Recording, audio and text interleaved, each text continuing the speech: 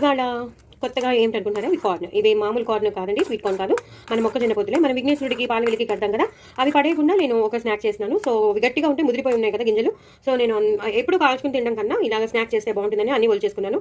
తగినన్ని నీళ్ళు వేసి కడిగేసుకున్నాను, తగినన్ని నీళ్ళు పోసేసుకున్నాను, ఉప్పు పసుపు వేసేసి ఉడకనిచ్చేస్తాను. ఇది ఉడకడానికి కనీసం 5 to 10 minutes సిమ్లో పెట్టేస్తే ఉడకడానికి అవుతుందండి. ఉడికాక మీకు నెక్స్ట్ ప్రొసీజర్ చూపించేస్తాను. దయచేసి నా ఛానల్ని సబ్స్క్రైబ్ చేసుకోండి, సపోర్ట్ చేయండి. మరిన్ని రెసిపీస్తో మేము ముందుంటాను. సబ్స్క్రైబ్ చేసుకుని మాత్రం అందరూ చూడండి, నా ఛానల్ని ప్రమోట్ చేయండి, షేర్ చేయండి. ఓకే, చూసారు కదండి, బాగా ఉడికిపోయి మంచిగా ఉడికిపోయి, అలానే మరీ మెత్తగా కూడా అవ్వలేదు. కార్న్ ఎలా ఉడకాలో అలాగే ఉడికాయి, అంటే మనం తినడానికి ఈజీగా ఉండేటట్టు ఉడికిపోయి. చూసారు కదా, చాలా బాగా ఉడికిపోయి, అంటే మంచి క్రంచీగా ఉండేటట్టు ఉడికాయి. అలాగే నేను ఉల్లిపాయలు, ఒక పెద్ద ఉల్లిపాయ చేసి పెట్టుకున్నాను, తరిగి పెట్టుకున్నాను. ఇందులో మయోనీస్, ఇంకా చీజ్ మయోనీస్, ఇంకా సాస్, ఈ రెండింటిని కలిపేసి మనం ఇందులో వేయాలన్నమాట. లాస్ట్లో వేయాలి. ఈ చీజ్ మయోనీస్ను సాస్, టమాటో సాస్ కలిపేసాను. అలాగే చాట్ మసాలా, గరం మసాలా అది కూడా కొంచెం తీసుకోవాలి, ఉప్పు కొంచెం తీసుకోవాలి, కొంచెం జీలకర్ర, కొన్ని వెల్లుల్లిపాయలు అంతే. లాస్ట్లో వేసేటప్పుడు కొంచెం హాఫ్ స్పూన్ కారం వేస్తాను. ఇంకేం అక్కర్లేదు, కరివేపాకు, కొత్తిమీర ఏమీ వద్దన్నారు. జస్ట్ సింపుల్గా మధ్యలో అడ్డు రాకుండా ఉండేటట్టు నేను చేస్తాను. మీరు కావాలంటే ఎక్స్ట్రాస్ ఏమైనా వేసుకోవచ్చు. ఓకేనండి.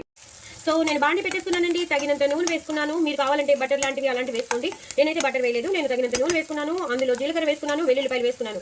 వెల్లుల్లిపాయలు మీ ఇష్టం, మీరు ఎన్ని వేసుకోవాలంటే అన్ని. నేను ఎన్ని వేసుకోవాలని వేసుకున్నాను. జీలకర్ర ఒక స్పూన్ వేసుకున్నాను. ఉల్లిపాయలు బాగా వేగిపోయి, నేను ఒక పెద్ద ఉల్లిపాయ తీసుకున్నాను, మీకు ఆల్రెడీ చూపించేశాను. పెద్ద ఉల్లిపాయ అది బాగా వేగిపోయాక, ట్రాన్స్పరెంట్ అయిపోయాక ఇలాగా మనం ఉడకబెట్టుకున్న కార్న్ వేసేయాలండి. అలా మీ దగ్గర అది లోపల మీకు ఏమైనా కనిపిస్తే అది కార్న్ యొక్క ఫైబర్ అండి, వేరేదేం కాదు. మనకి పీచ్ ఉంటుంది కదా, కార్న్ యొక్క పీచ్ అనమాట. ఇది బాగా వేగిపోవాలండి. మీ దగ్గర ఉన్నవన్నీ మీరు వేసేసుకోండి, ఇట్లా వేసేసుకోండి. కార్న్ వేసేసి హైలో పెట్టేసుకోండి. ఇప్పుడు తగినంత ఉప్పు వేసుకోండి, ఎందుకంటే మనం ఉప్పు వేసి ఉడకబెట్టాం కాబట్టి కొంచెమే వేసుకోండి. అలాగే నేను ఇందాక చూపించిన గరం మసాలా, చాట్ మసాలా రెండు కలిపి వేసేసేయండి. అలాగే నేను ఇందాక మీకు చెప్పాను కదా కారం వేస్తానని, ఆ కారం కూడా కొంచెం మీకు ఎంత తీసుకోగలరో అంతే వేసుకోండి. ఎక్కువైతే మనం తీసుకోలేము, తినలేము కదా, నేను అందుకే కొంచెం వేస్తున్నాను. నేను పచ్చిమిరపకాయలు కూడా వేయట్లేదు. మీకు రుచికి తగినంత మీరు ఎంత తీసుకోగలరో, మీరు ఎంత తినగలరో అంత వేసేసుకోండి. ఇప్పుడు హైలో పెట్టేసుకోమని చెప్పాను కదా, ఇంకేం వేయొద్దండి. ఇంకేం వేయకుండా కొత్తిమీర, కరివేపాకు అలాంటివి ఏం వేయొద్దు. ఇది జస్ట్ అయిపోగానే నేను ఇందాక మీకు చూపించాను కదా, మయోనీస్ ఇంకా టమాటో సాస్ రెండు కలిపేసి ఇలాగా వేసేసేయాలండి.